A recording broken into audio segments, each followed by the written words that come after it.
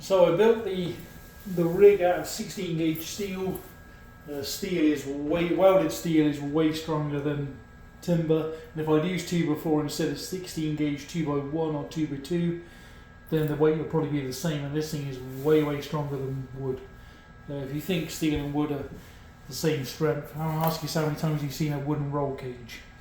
But anyway, I wanted it to look a bit like an arcade rig rather than just a seat and a steering wheel setup. As you can see, I've got a dedicated room for this, so I don't need to have it fold away. I made it so that the pedals adjust and the seat adjusts to go the right way with the lever, so an 8-year-old child can drive, and put a handle on it so people can get in and out. Yes, I'm using a Logitech G920 and I'm using an Xbox S. When I built this, numerous hardcore sim guys said, you need a 10 grand PC and you need a 10 grand, sim setup. That's I get that, that's cool. It's like when you go racing, I'd rather go 9/10 of the speed for 1/10 of the cost. I don't do, hardcore sim racing. I'm not into iRacing, nothing like that. I normally play Wreckfest or Burnout Paradise, stuff like that, arcade stuff. So I've inverted the pedals because I've had ankle surgery. Makes the pedals being inverted makes it easier for me. Using a 43-inch widescreen TV, I got a pair of them because I'm building a second rig to do head-to-head racing. Bought a pair of them for about $220 each. All the steel and the paint and the seat and the sound system, everything together. So the whole one rig is about $2,000. I'm running car speakers by my head, and then I'm running bass shakers in the seats and pedals. So I'm going to show you on this. The steering wheel is pretty much one-on-one with what's on the screen. I normally say to people when they play this, at the moment we've just got one rig, but when we get two head-to-head, we'll play so that you're sat in the vehicle, because the way that it replicates damage is pretty accurate. So when the roof comes in, and you can see the steering wheel is pretty much one-on-one with what's on the TV, with the real one. But yeah, when you roll and you dent the roof, you can't see as well. So, but this is, especially for kids and that, this is great fun because they, you haven't got to race online. People don't take it super seriously. You can knock people off the track. It is good fun. I actually did an online racing grid, and I went up against someone who was a stranger, and they smashed me off on a corner. So the next race we did, I actually beat them, and they reported me for beating them. And I'm like, huh? You smashed me off the track on the race before. But anyway, that's why I don't do iRacing. I respect people take it super seriously, and it's like an online racing thing. It is a big deal. I get that. But for me, it's just about have a beer or a glass of Prosecco, like I'm having now. Don't drink and drive, but a glass of Prosecco. And yeah, I can come down here and smash into other cars. So get the other rig built, then I can head to head with someone else. It's just a bit of fun. That's all I want is an arcade rig. I did look into like these deck chair ones, as I call them, lawn chairs. The rigs that fold out. I don't need something like that. I don't need it to fold away. I don't want it to be flimsy.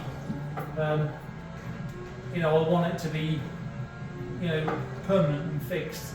I am going to build a flight sim rig at some point with an Xbox X. At the moment I'm using S's just purely for the cost. No, waste man. Just for the cost.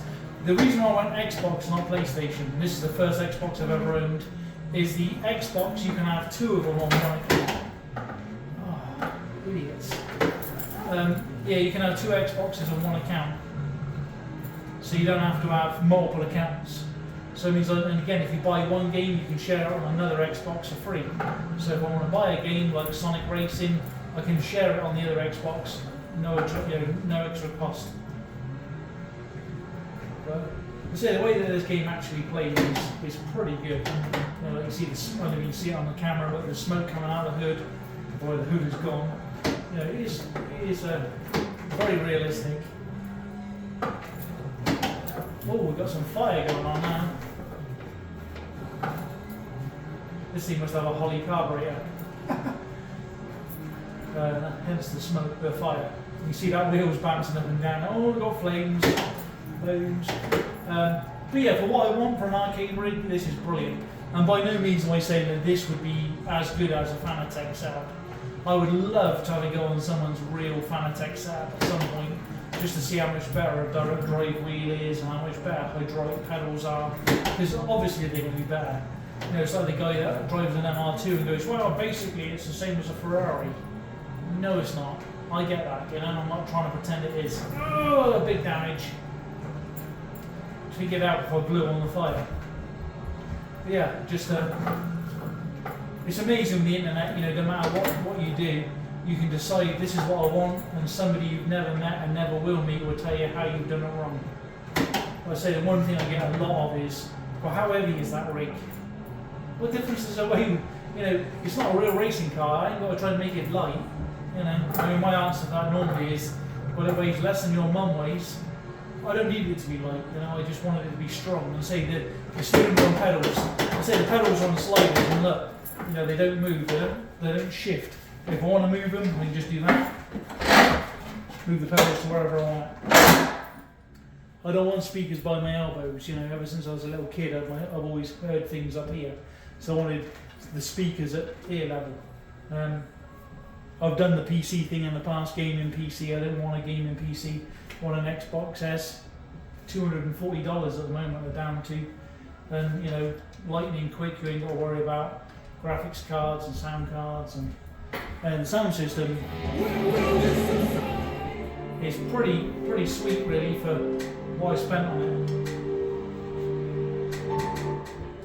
Yeah, so if you're looking at this and thinking, well, my setup's bad, and that probably is. I'm not going to have any argument from me. You know, I'm not saying this is the best setup, but everyone has come and driven it, and they're impressed with the 930, 920, wherever it is. They're impressed with the force feedback on this. You know, yes, direct drive would be way better. But man, this game is fun. If you've never played Wreckfest with a wheel, do yourself a favour. Even if you're a purist, download it and have a go. It's so much fun.